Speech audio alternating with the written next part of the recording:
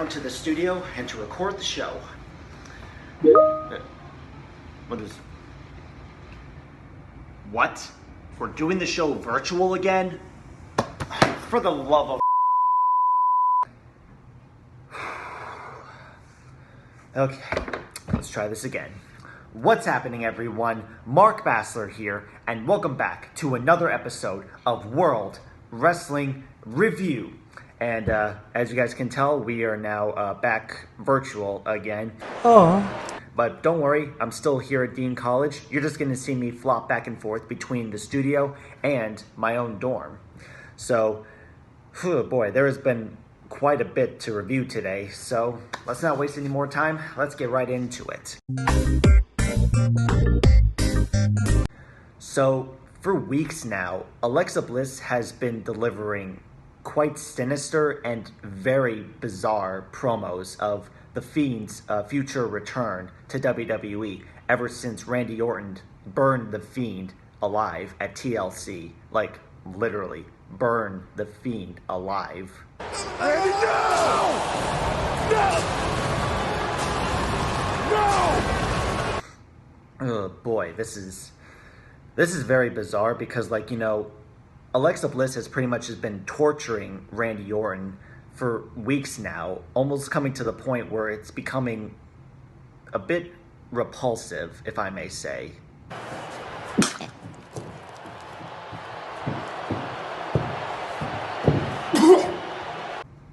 Yeah, like I said, repulsive. So, I don't know what's going to happen soon. I'm really hoping that The Fiend returns soon, because here's the thing. I'm very impressed with Alexa Bliss's promos and her sinister, evil, dark side that The Fiend has a hold of her. But I'm really wanting The Fiend to come back because it's been like almost 2 months since we've had The Fiend in WWE. And so hopefully The Fiend will return for just in time for WrestleMania, because obviously there's going to be, like, there's no doubt about it, there's going to be Randy Orton versus The Fiend Bray Wyatt at WrestleMania. Basically a WrestleMania rematch since WrestleMania 33.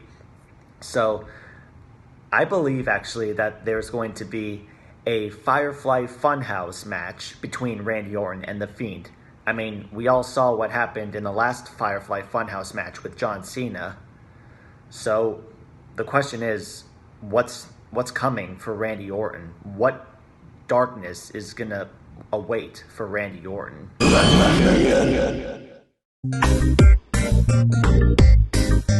Let's talk about something that I'm sure thousands, and not thousands, millions of people have been talking about. Bobby Lashley being the new WWE champion.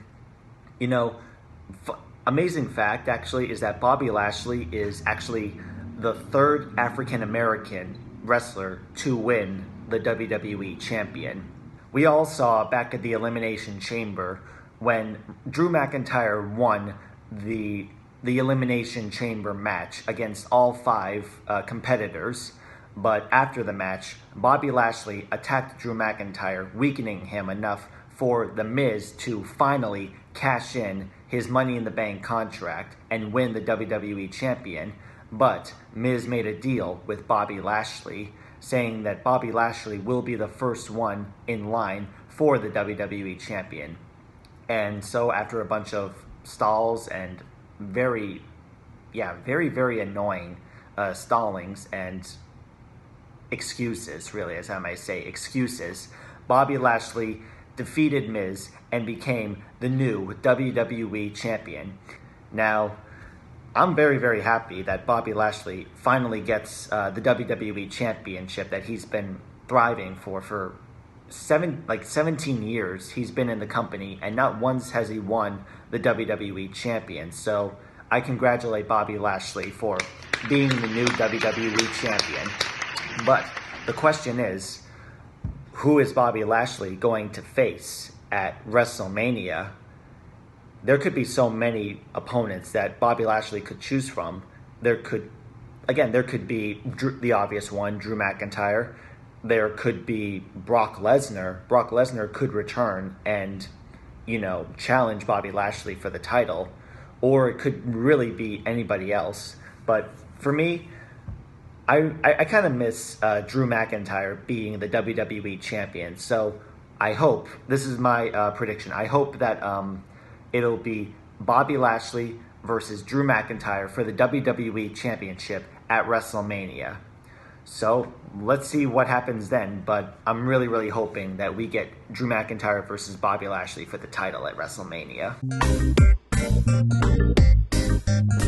Now, let's talk about a certain someone's heel turn, which I actually find very, very fascinating about.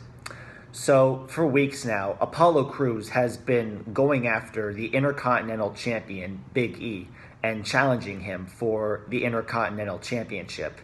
And every single time he has done that, he has failed, like, over and over again.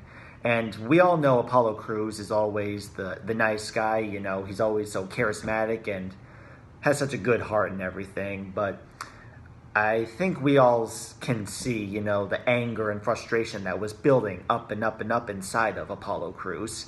And at one point on an episode of Talking Smack, Paul Heyman delivered like a promo that I could never think of myself. Like, it was probably one of the best promos I've ever seen, literally talking to Apollo Crews and telling him why he screwed up and why he's always such a nice guy and how he needs to change and be different. You're sitting here just another wannabe challenger or pretender to Big E's throne. Leave here just another wannabe challenger or pretender to the throne. Come back here in a couple weeks with the title like a man.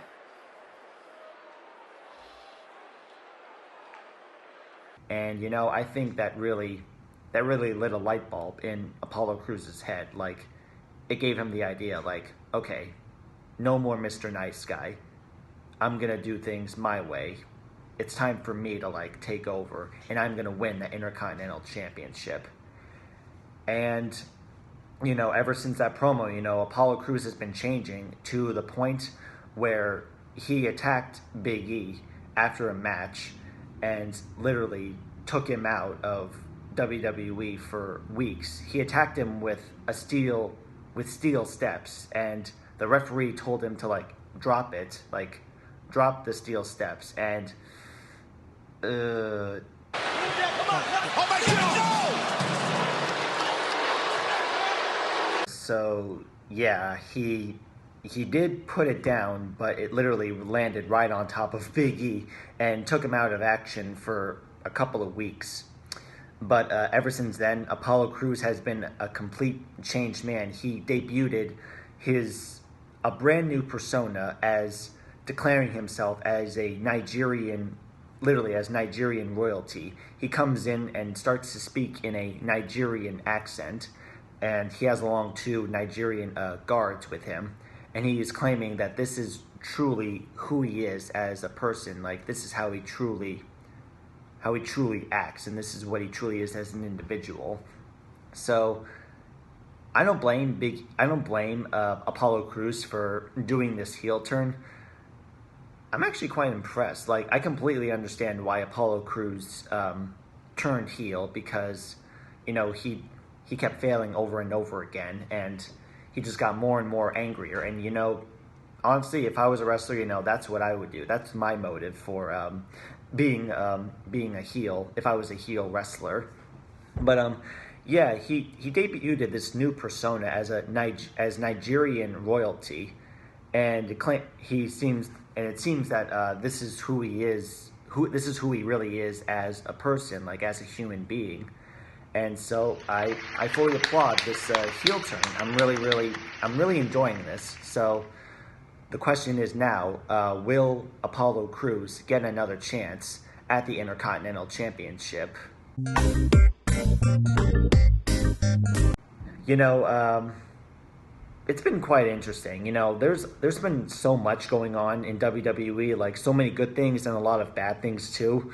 But overall, I still enjoy reviewing all of the most shocking and most entertaining parts of WWE, even if some aren't so good. You know, it's still fun to review them.